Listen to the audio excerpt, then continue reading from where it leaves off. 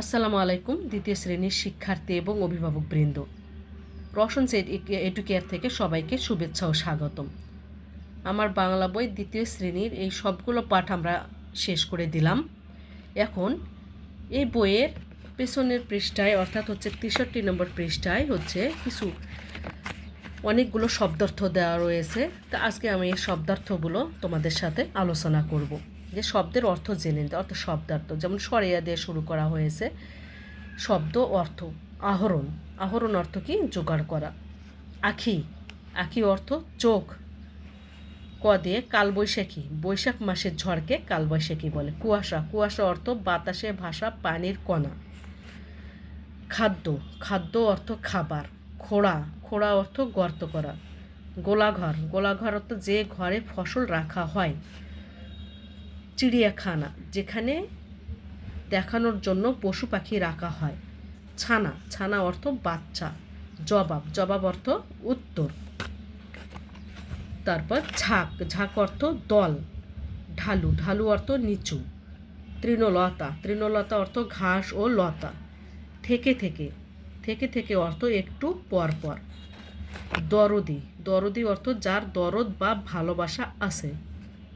তারপর কি ধার, নদীর ধার বলেন, ধার অর্থ কিনার বা তীর। নবান্ন, পিঠা ও পায়েস খাওয়ার উৎসব। পার্ক, বিশ্রাম ও বিনোদনের স্থান। পাখা, পাখা অর্থ ডানা।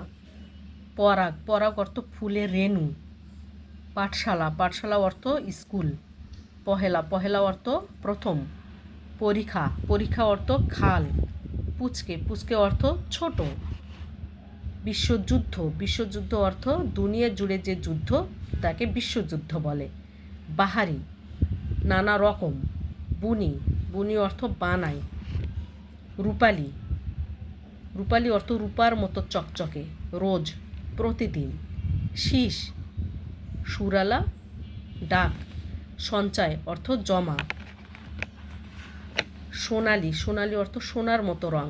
শেথা অর্থ সেখানে। সড়, সড় অর্থ ছয়। হাঁটু জল, হাঁটু জল অর্থ হাঁটু সমান পানি। হাক, হাক অর্থ ডাক দেওয়া। এই তো এই শব্দার্থগুলো রয়েছে, বেশ অনেক শব্দার্থ। তোমরা একটু সুন্দরভাবে এগুলো মুখস্থ করে নিবে। তো আজকে এ পর্যন্ত। আমি পুরো বইটি তোমাদের সাথে শেয়ার করার সুযোগ পেয়েছি, সেজন্য আমি নিজেকে ধন্য মনে করছি।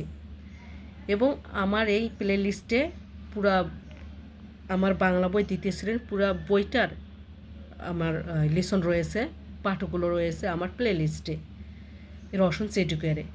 সবাইকে ধন্যবাদ। আল্লাহ হাফেজ।